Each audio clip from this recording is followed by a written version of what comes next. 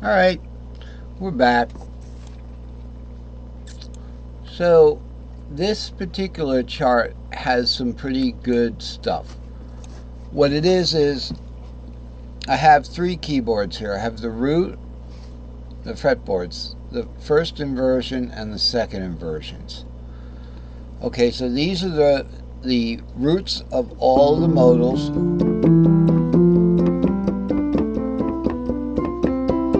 And this is the first inversion of all the modals.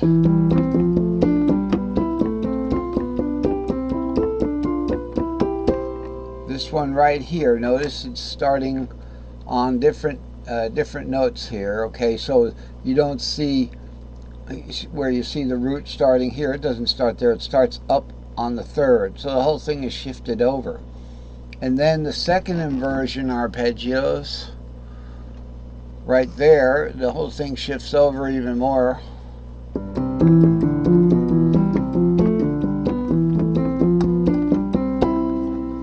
So those are the three fretboard inversion arpeggios. And in review, and I guess we're going to have to start reviewing a little bit. We did talk about the new stuff, and we'll get to the chart that explains that too.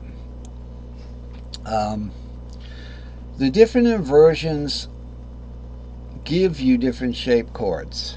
Okay, so on the piano, you know, there are different shapes. 2, 1, root. So up here, different things happen. So looking at the second inversion here, okay, it looks like a second inversion, so it's C-shaped, isn't it? Why does it say a D there if it's C-shaped? Because you got a pentatonic scale. Everything in Cage is the pentatonic scale. It's either up the pentatonic scale or down the pentatonic scale. Okay? With the fretboard at the end where, you know, I don't know if this is good, knock them out of tune. That's a, as you go up the fretboard, you go down in a pentatonic scale. Okay, so usually people start from the Cage C major. Okay, so you're going down a pentatonic scale. C-shaped, A-shaped, G-shaped, E-shaped. D-shaped is the last one up here. Here's your D-shaped C. I'm up here. I'm here. And then you get your E-shaped C. Now, from D, we're going up a pentatonic scale again because we're going down the other way. Okay, and then to the G shape, to the A shape. All right, going down a pentatonic scale, back to the C shape. So why does it say D minor there if this is C-shaped?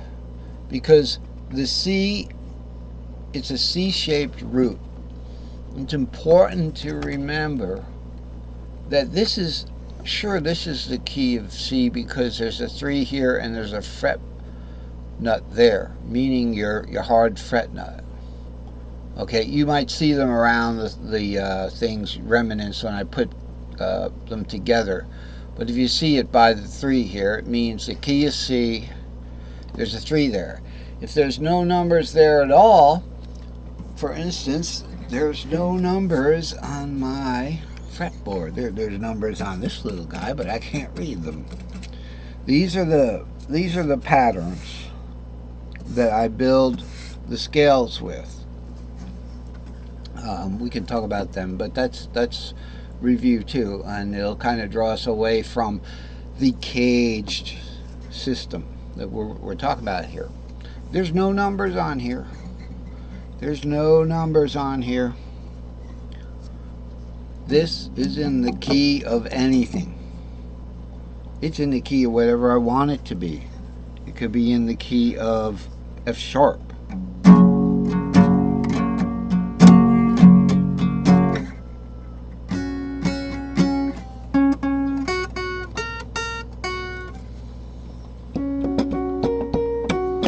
That's all the black keys.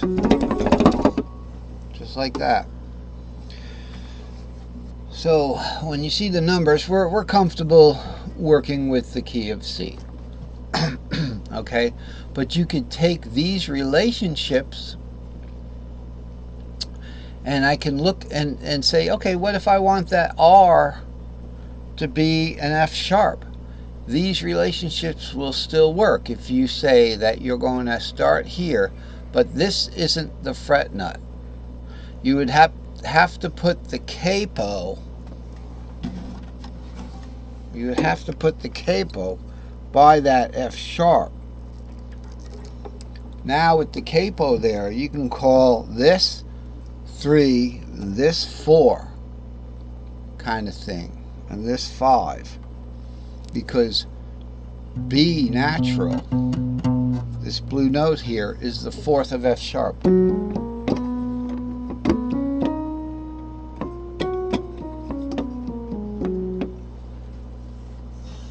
So that's how that works.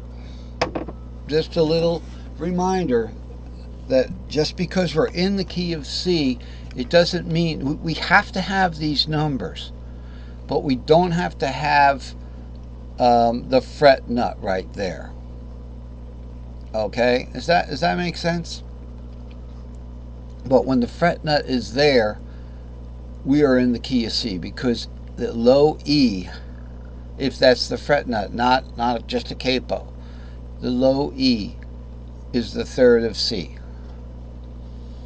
So we get the different shapes.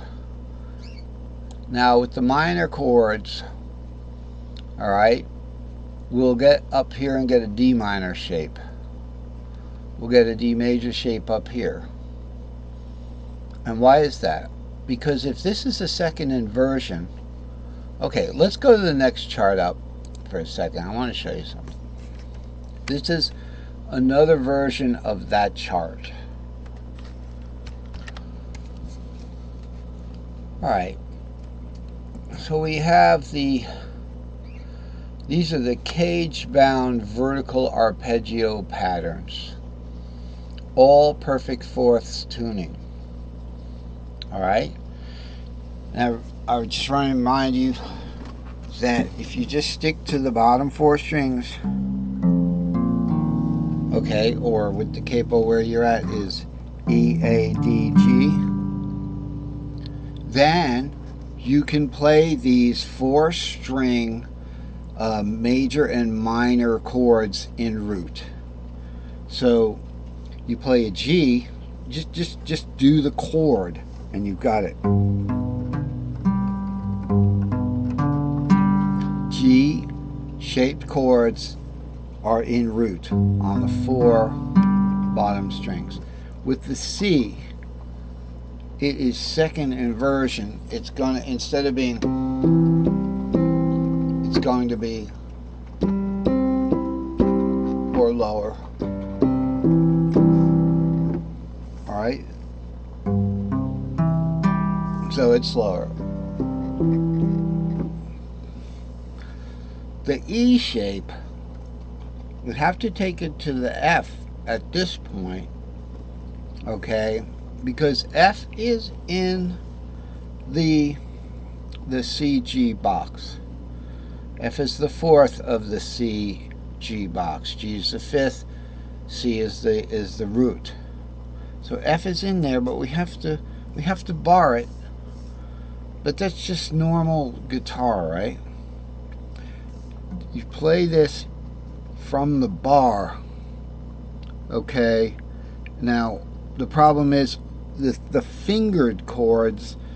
There's the bar chord, the barred notes, and the fingered notes are different.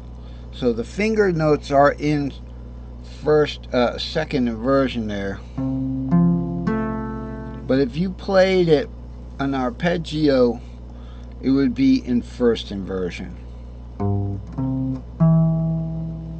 Okay?